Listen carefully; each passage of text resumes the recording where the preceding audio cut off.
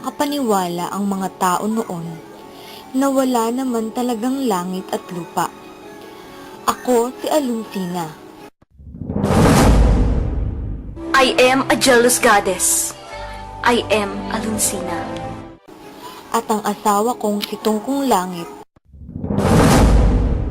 I am the powerful god, Tungkong Langit. Ang pinagmula ng lahat ng bagay. Kaming dalawa ang pinag-ugatan ng buhay. Mula sa kaibuturan ng kawalan, itinakda namin ang kasaysayan, ang paglitaw ng daigdig ng mga tao. Nabighani si Tungkong Langit nang una niya akong makita.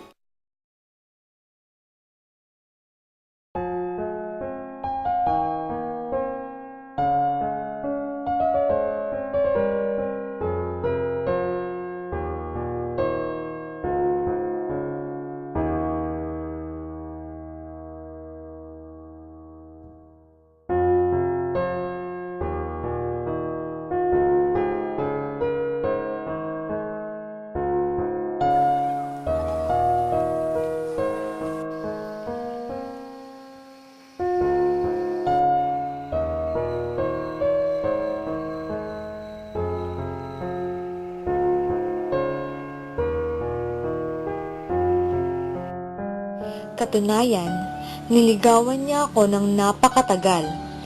Singtagal ng pagkakabuo na tila walang katapusang kalawakan na inyong tinitingala tuwing gabi. At paanong hindi mapapaibig si Tungkong Langit sa akin? Mahahaba't malasutla ang buhok kong itim, malantik ang aking balakang, at balingkinitan ang mahalimuyak na katawan. Higit sa lahat, matalas ang aking isip na tumutugma na gaya ng isip ni Tungkong Langit. Hindi na rin ako nagpakipot pa, kaya tinugon ko ng matamis na oo ang kanyang pag-ibig at kami naging magkabiyak. Nais ko lamang ang iyong kasiyahan, aking sinta. Nakikita kong nabibighani ka sa mga ginawa ko. Kaya ipinangangako ko, gagawing paraiso ang mundong ito para sa iyo.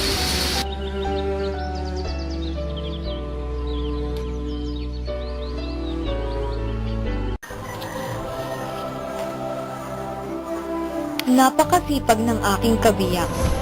Umaapaw ang pag-ibig niya. At iyon ang aking nadama. Nang sikapin niyang itakda ang kaayusan ng daloy ng mga bagay at buhay sa buong kalawakan. Iniatang niya sa kanyang balikat ang karaniwang daloy ng hangin, apoy, lupa at tubig. Samantala'y malimit akong maiwan sa aming tahanan na siya ko namang kinayayamutan. Bagaman inaaliw ko ang sarili sa paghahabi ng mga karunungang ipinamana sa aming magiging anak, hindi pa rin mawala sa aking kalooban ang pagkainip. Wari ko, napakahaba ng buong maghapon kung naroroon lamang ako't namimintana sa napakalaki naming bahay. Sabihin ang natutuhan ko kung paano mabagabag. Ibig kong tulungan ang aking kabiyak sa kanyang mabibigat na gawain. Ngunit anuman ang aking naisin, ay hindi ko maisakatuparan.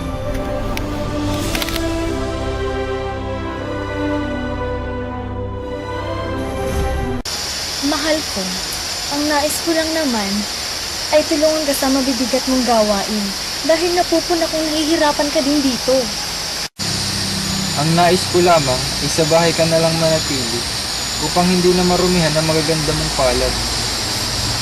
Tumatanggi ang aking mahal tuwing naririnig ko ang gayong katwiran ni Tungkong Langit. Hindi ko mapigil ang maghinanakit. Kaparit ko rin naman siyang bathala na may angkinding kapangyarihan at dunong. Tila nagtutukop siya ng tainga upang hindi marinig ang aking pagpupumilit. Ibig kong maging makabuluhan ang pag-iral. At ang pag-iral na yaon ang sinasagkaan ng aking pinakamamahal. Araw-araw, lalong nagiging abala si Tungkong Langit sa kanyang paggawa ng kung ano-anong bagay. Makikita ko na lamang siyang umaalis sa aming tahanan ng napakaaga, kunot ang noo at tila laging malayo ang iniisip. Mahal ko, labis mo yata inaabala ang iyong sarili sa pagtatakda ng daigdig. Ang nais mo sana'y makapagpahinga ka kahit saglit lang.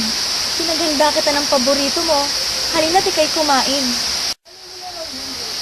Mahal kong Alonsina, pag natapos ko na ang lahat ng ito, wala ka nang hahanapin pa. Ilang ulit ko bang sasabihin sa iyong ako'y kontento na sa iyong mga nagawa? Ikaw ang aking inaalala. Isa ba'y hindi na tayo nakakapag-usap ng pangmatagalan? Ika'y laging abala. Nais kong malibugho sa iyong gawain, pagkat ito'y nabibigyan mo ng labis na oras kaysa sa akin. Mahal ko, alam mo ang aking layon. Sa mga sandaling yaon, hindi ko mapigil ang aking mga luha na pumatak. Napapakagatlabi na lamang ako habang may pumipitlag sa aking kalooban. Labis na talaga akong naninibugho sa daigdig.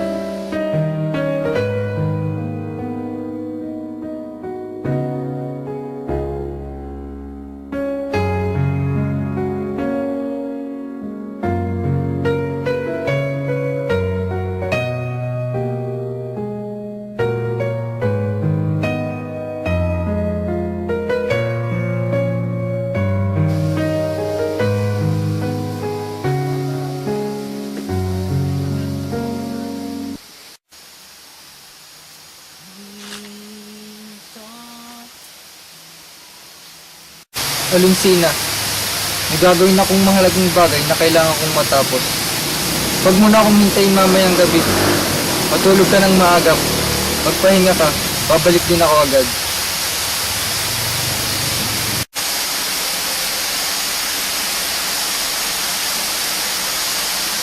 May bahid ng pagmamadali ang tinig ng aking minamahal. Lingid sa kanya, nagsisimula ng mamuo sa aking kalooban ang matinding paninibugho sa kanyang ginagawa. Umalis nga si Tungkong Langit at nagtungo kung saan. Subalit pinatititikan ko siya sa dayaray upang mabatid ang kanyang paroroonan.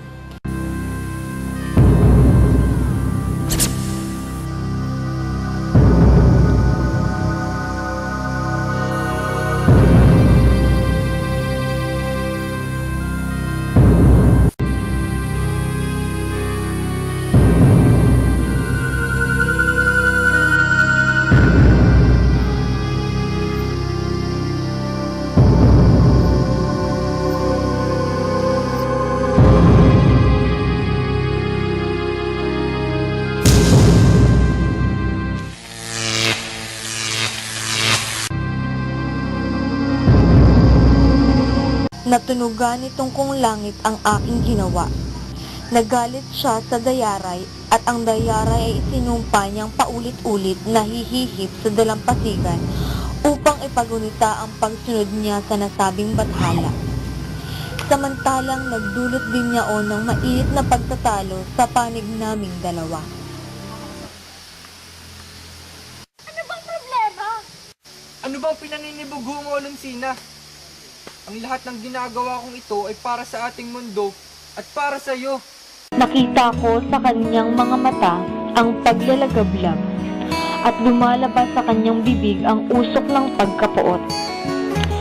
Dahil sa nangyari, inagaw niya sa akin ang kapangyarihan ko. Ipinagtabuyan niya ako palabas sa aming tahanan. Oo, Nilisan ko ang aming bahay ng walang taglay na anumang mahalagang bagay. Nang lumabas ako sa pintuan, hindi na muli akong lumingon nang hindi ko makita ang bathalang inibig ko noong una pa man. Alam kong nagkamali ako ng pasya. Gayon din si Tungkong Langit na hiwalayan ako. Mula noon, nabalitaan ko na lamang na pinananabikan niya ang paghihintay ko sa kanya kahit sa gitna ng magdamag. Hinahanap niya ang aking maiinit na halik at yakap. Pinapangarap niyang muling marinig ang aking tinig. Inaasam-asam niya na muli akong magbabalik sa kanyang piling. Sa paniniwalang ibig kong makamit muli ang kapangyarihang inagaw niya sa akin. Ngunit hindi. Hindi ko kailangan ng aking kapangyarihan kung ang kapangyarihan ay hindi mo rin naman magagamit. Hindi ko kailangan ng kapangyarihan kung magiging katumbas iyo ng pagkabilanggo sa loob ng bahay at paglimot sa sariling pag-iral. Ipinaabot sa akin ng dayaray ang naganap sa dati naming tahanan ni Tungkong Langit. Sinlamig ng bato ang buong paligid. Pumusyaw ang dating matitingkad na palamuti sa aming bahay. Lumungkot ng lumungkot si Tungkong Langit at laging mainit ang ulo. Umaalingaw-ngaw ang tinig ni Tungkong Langit at inaamo ako dito sa aking bagong pinaghihimpilan upang ako'y magbalik sa kanya. Ang kaniyang pagkabigo na mapanumbalik ang aking pagmamahal ay higit niyang dinamdam. Nagdulot din niyaon sa kanya upang lalong maging malikhain sa paghahanap. Akala niya ay maaakit ako sa kanyang gawi. Habang nakasakay sa ulap, naisip niyang lumikha ng malalawak na karagatan upang maging salamig ko.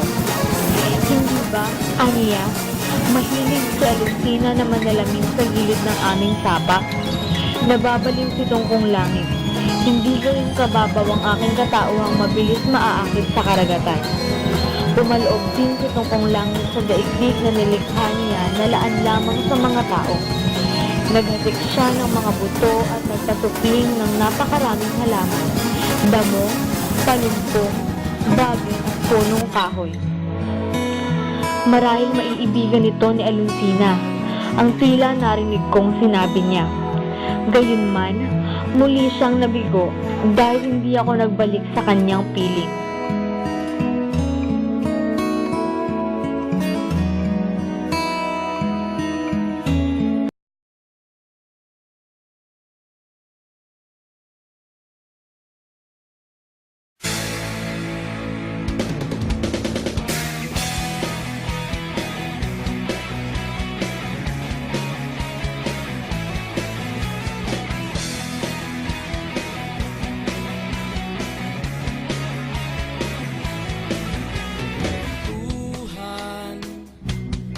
Kabulastugan, hindi malilimutan ang asaran na merong pikunan, lalo na rin ang unang niligawan, unang kabiguan, at dyan nasiseryoso ang usapan, ang pagdadamayan ng tunay at tapat na kaibigan. Kung mga buwan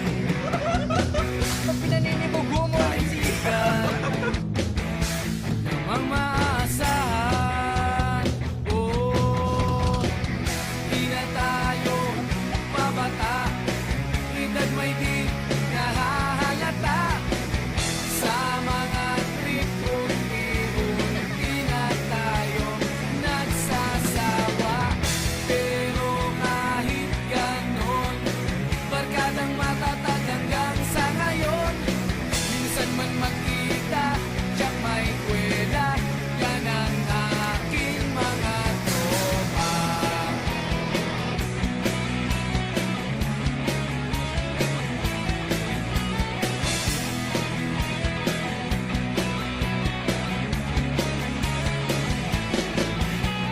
Inuman na pang magdamagan, minsan inaabot pa ng ayaan, na kung saan-saan, na para bang walang kinabukasan, at hahantungan. At dyan na seryoso ang usapan, ang pagpapayuhan ng tunay at tapat na kaibigan. Kung mga baliw, kaibigan namang nakakaaliw. Oh, di na tayo pabata, ita't may di nahahalata. Sa mga trip, unti-unti na tayo nagsasawa. Pero kahit ganon, barkadang matatag hanggang sa ngayon. Minsan man magkita, tsak may kwela, yan ang aking mga tropa.